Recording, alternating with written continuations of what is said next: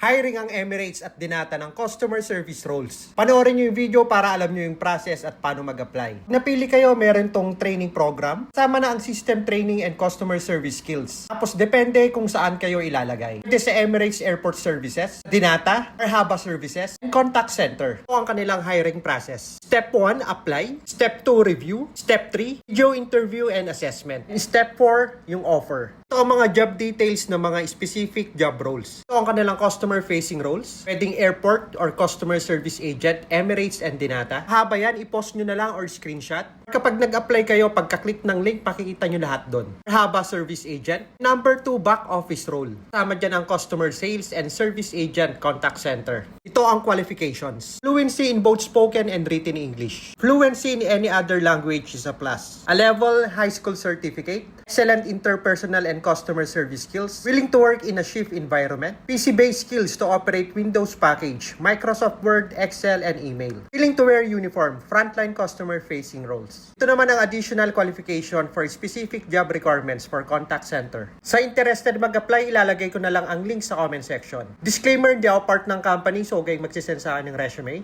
Pwede din kayong magpunta sa website ng Emirates or sa LinkedIn. Good luck sa lahat ng mag-a-apply.